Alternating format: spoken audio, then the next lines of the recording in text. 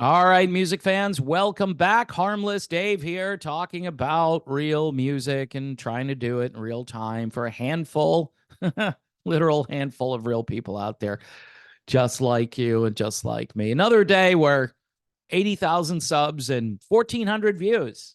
Thanks a lot, algorithm. So this is why I say, hey, if you want to support the channel, it seems like more people watch the videos than what it says. That's the vibe I get. I usually can tell because of the patrons who will respond to something I put out there. Um, but yeah, $1 a month, $2 a month, buy me a coffee, YouTube memberships, Patreon, the whole ball of wax. If you haven't subscribed, do that. Don't forget to hit the notification bell. Um, and that's all I can ask for at this stage. I mean, it's just sad, all right? It's kind of sad. And the music industry is pretty sad as another band, right? I'm going to talk about another band that needs to stop. It's horrible. It's embarrassing. And they're a band I really like too. But what I'm going to do here is show you a substitute band. There are substitute bands. I'm going to do a little screen sharing here. And the reason I'm doing it is to show you that the music industry as we know it just doesn't work anymore. It has no interest in continuing what was. And evidence here, this is a band called The Treatment, right? They've been around for a while. They're from, I believe, the UK. They kind of sound like Crocus or ACDC, and they're really good. Okay, they've been good and they're still good. This is their latest album called Wake Up the Neighborhood. Many great tracks that would work on a hard rocking radio station. I'm pretty sure the record label sent me an advance file. I don't get copies, but I get files and I listen to it. And I'm like, yeah, it's kind of like ACDC and some other things. But overall, if you want something to kind of fill the void as you watch the industry just collapse in on itself, these guys are good. And obviously, nobody knows about them for the most part, especially here in the United States. The Treatment, giving you the right treatment right there. So, and that leads into the conversation that I'm about to have here with you all regarding ACDC. Holy crap, Batman. It's over. It's over. Friend of mine, actually a patron on this channel, John, sent over some footage from Germany. He's there, I believe, with his wife, enjoying this rock festival, and he sent me a clip, and he said, yeah, Brian's vocals are a bit diminished, but I still had a good time. And so John tends to be a lot more sympathetic or tolerant than I am when it comes to these sorts of things. I watched it for about maybe a minute. That's all I needed was a minute, and it was horrendous.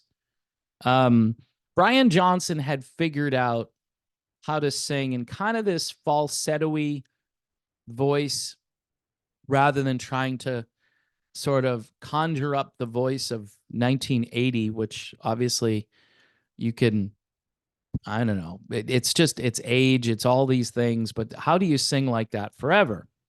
And so he had, I think, done a really good job at kind of keeping the sound of his voice out there without destroying his vocal cords. I think we've reached a place now, though, where he can't even do the falsetto-y thing. You got to go listen to it. If you haven't seen footage, I don't know, type in ACDC Germany. I know they're making the rounds in different places. And by the way, the only reason ACDC, I think, is out there is because they were shut down. If you remember, they came out with an album right when the thing-demic hit. And I was pretty pumped up. I'm like, hey, ACDC, they're going to cheer us up. And the album was really good.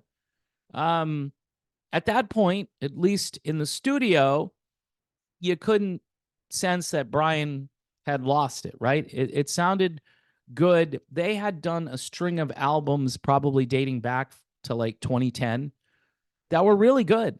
really well produced. The great riffs of Mr. Young, right? The typical Angus, just sounding like Angus and doing his thing. And they still had gas in the tank. That tank is empty, folks. It's empty. It's on fumes, but that's charitable. That's being charitable. And I know because of the pandemic or whatever, they were denied another tour. They waited, and I honestly thought they were all done. And then all of a sudden, they're back to life. And they haven't really promoted this as much as their other tours, maybe because it's not in the States right now. And I don't know if it's coming here. My guess is it probably will come here. This is not a ticket to buy, folks. I'm sorry. This is not I cannot recommend this. Um this is a band, by the way, that you want to remember. Maybe Thunderstruck is like the pinnacle for a lot of people, but for me, obviously, I go back to Back in Black and For Those About to Rock. I think those are the two albums I enjoy the most. And some people really love the Bon Scott era. I understand that because that's really good too. It's a little more bluesy and a little more psychotic, whereas Brian is just all about the innuendo and doing what he does. I don't know. That train has run out of tracks, folks. There's a song that they do about this, but they've run out of tracks, and so just what can I say other than ACDC is toast? And so, yeah, if you're thinking about buying tickets, I would think twice. I would go and check out these fan videos that are out there, and then I share new stuff just because it's a thing to do at this point. Bands that can still perform and kind of carry the legacy forward, and bands like The Treatment. There are other bands who have borrowed heavily from ACDC, and nobody seems to care about it. The industry doesn't care. That why wouldn't this work on a mainstream United States rock radio station is beyond me. Too many hooks, too many riffs.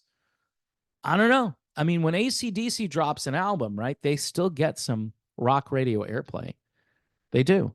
Power Up got lots of airplay. Of course, it went away and it won't be back. They won't put that back in rotation anywhere. So check out The Treatment. Wake up the neighborhood, and wake up to the fact that some of these old bands just really should quit.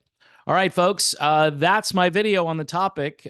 Thanks for watching. Please subscribe to the channel. Don't forget Patreon, YouTube memberships, and buy me a coffee. Someone bought me a coffee last night, and I need to thank them for buying me a coffee. I just saw that because I'll get notifications, and I appreciate everybody that puts up with me. I know I can talk about anything at any given moment, which makes this channel a little weird. So if you're expecting just a straight up music channel, yeah, I'm observing lots of things these days. I mean, you see what's going on out there? Kamala Harris, Joe Biden, Donald Trump. It's crazy, right? And so, yeah, I'll be talking about that stuff. So buckle in. It's going to be a fun ride. It's 2024. All we need to do is just pray that everybody is safe and okay out there. And don't go to CVS. Don't go to Walgreens. Don't do the little elf protocol, please. Please, I'm begging people. Stop it. Don't do it anymore.